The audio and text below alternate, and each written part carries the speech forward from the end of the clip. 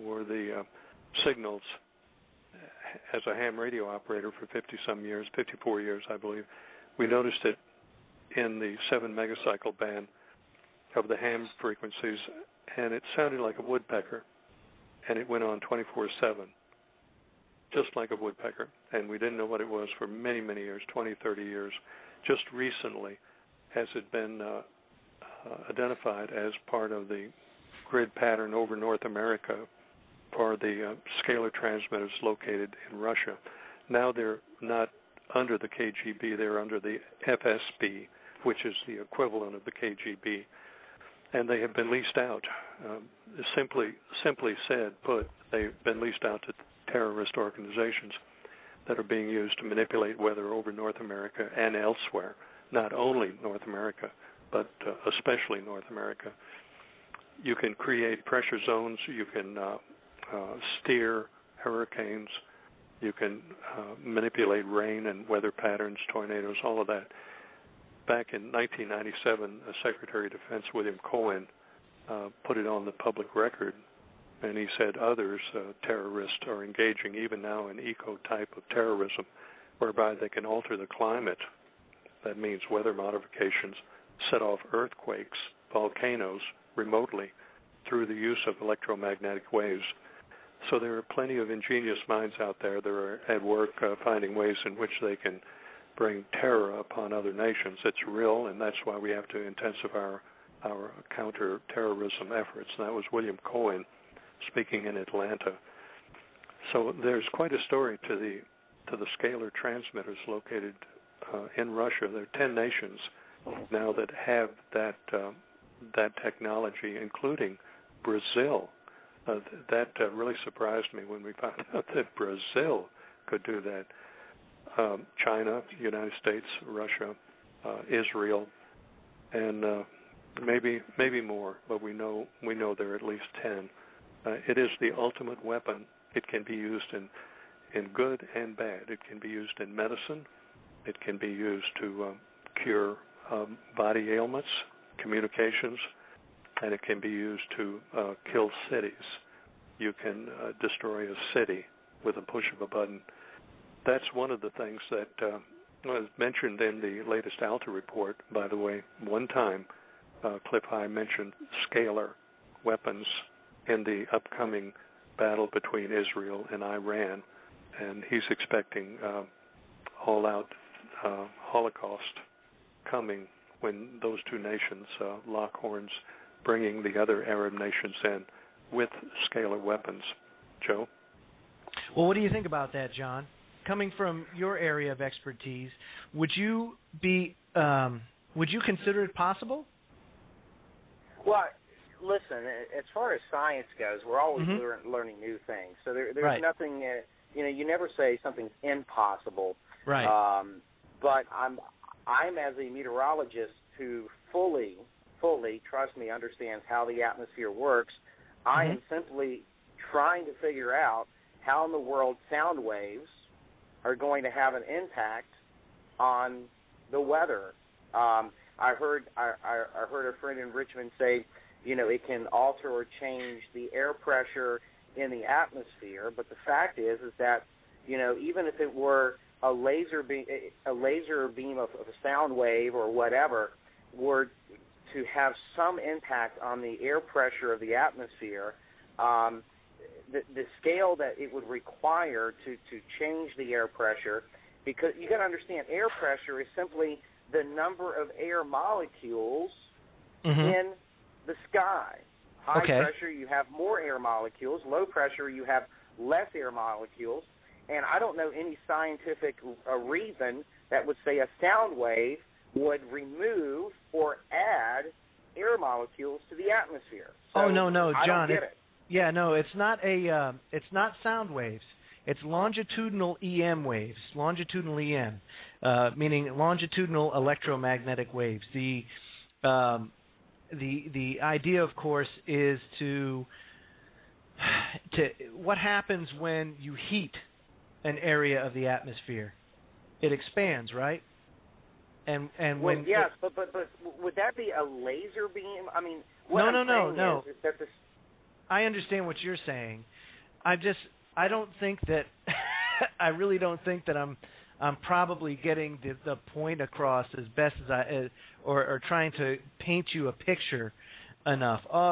Let's just go and say that the possibility exists that there is a way to manipulate weather. And then what I'll do when we're offline is I'll shoot you an email with where I'm getting the information from, and then I would be thrilled if you could just take a look at it and tell me. Well, I have looked at these things in the past, and I'll be honest with you, I have seen them, and when it comes to a meteorologist collecting dot A to dot B to dot C to dot D, there's always a missed connection there, and that's why, I just don't see it. And I do know for a fact, the concept of severe weather and, crazier weather. People have for years think their weather is crazier than the generation before and the generation before, and it is more of a perception of the people in America and the nature of the population and how many people we have on the ground reporting it, and the nature of communication that would report more severe weather more often because we have higher communication ability now. So I'm just, I just don't see that. I just don't. I mean, I appreciate it. For example, the greenhouse effect. Most of my meteorology friends with true degrees in meteorology do not believe it's real. They believe it's a political propaganda game. I will tell you something that's never made the news. A gentleman went, and I saw his paper. I reviewed it, peer-reviewed it. It was perfect. He went and looked at every thermometer in the United States the National Weather Service uses. He spent a lot of time traveling. He took pictures, documented each one, and here's what he discovered, that 70% of the thermometers in America the National Weather Service uses are not in the proper location anymore because of industrialization and the buildup of concrete and buildings around them. And it would be a natural thing to see a warming trend in America just because the thermometers are not placed correctly. 70% of them are placed incorrectly right now. Imagine that.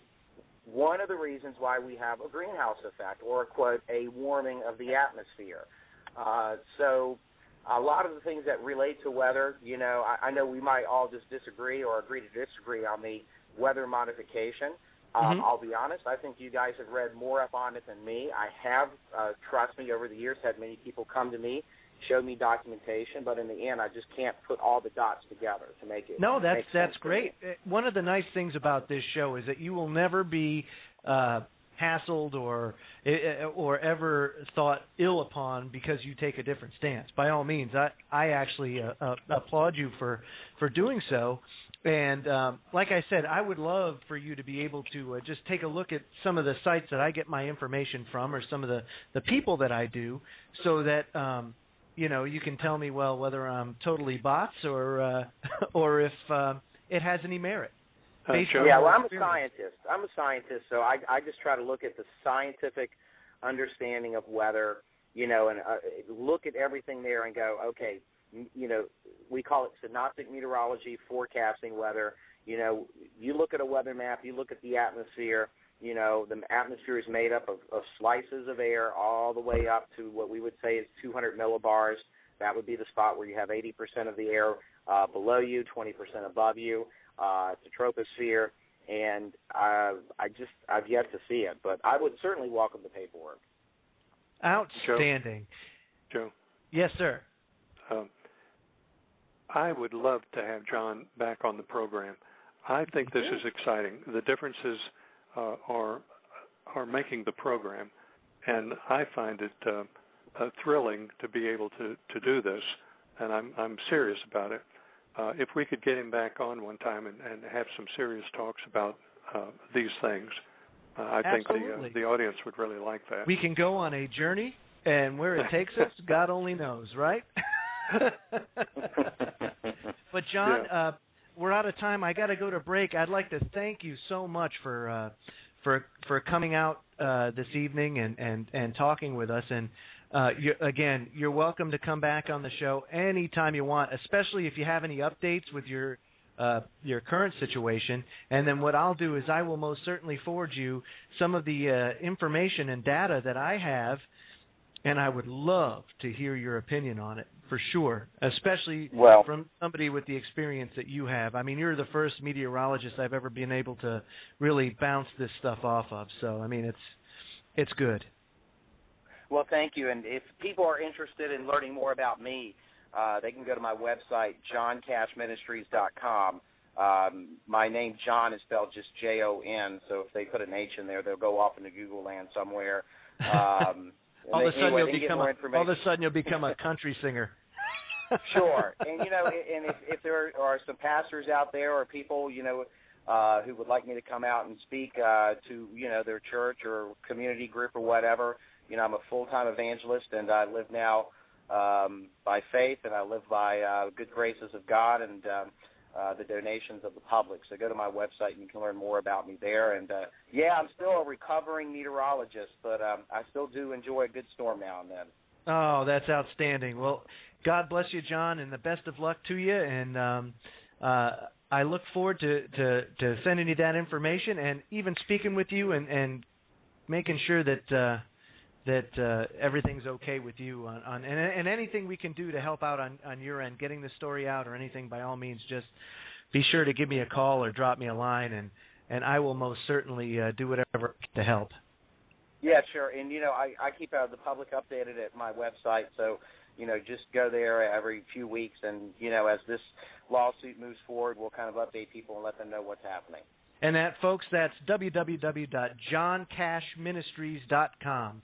When we come back, we have the King's Court, followed by Pastor Butch Paugh. So everybody stay tuned. We will be right back after these messages.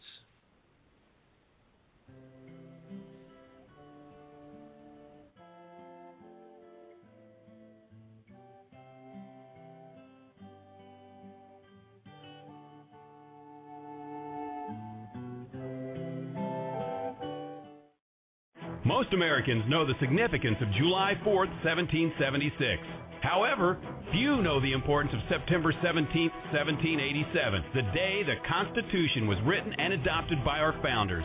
Unfortunately, over 200 years later, this sacred document is under attack, along with our beloved republic. Throughout the span of history, brave men and women have rallied behind banners, which have served as symbols of liberty against the forces of tyranny. Today, we have the Constitution Pride Flag to show our support for the Constitution, the Bill of Rights, freedom, liberty, and justice for we the people of the United States. Now available at www.com. This is Shepard with the Intel Hub. Don't forget to check out my show weekdays at 3 p.m. Central on American Freedom Radio. Did you ever wish that you could have done something while you still had the chance? What will you do if your income ends tomorrow? Or if you lose your home, as many already have? Do you have enough money to survive through an economic depression? If you don't want to gamble with your future, then FreeToProsper.com can help you quickly end your debt problems, protect your property and possessions, and develop a personal strategy to get you through the hard times. Most importantly, you get to keep your money and not pay another cent to creditors. Our program is often superior to bankruptcy, consolidation, or settlement. Visit FreeToProsper.com to find out more. This is your real chance to act ahead, so don't delay. Your future may depend on it. Call 718-615-0123 to learn more. That's 718-615-0123. Or visit FreeToProsper.com today. Join me, Joe Joseph, and my co-hosts, John King and A.C. Griffith, Thursdays and Sunday nights at 8 p.m. Eastern Time for Freedomlink Radio's Bridging the Gap on the Intel Hub Radio Network.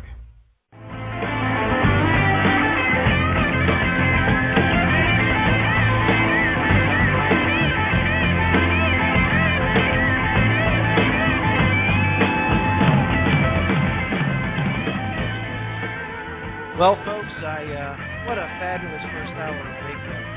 And as we get into the second hour of radio, the first thing that I would like to put out is that we will be transitioning here in the next month to our own little network that's going to be taking off. Now, we don't have a name for the network yet, but we're working really hard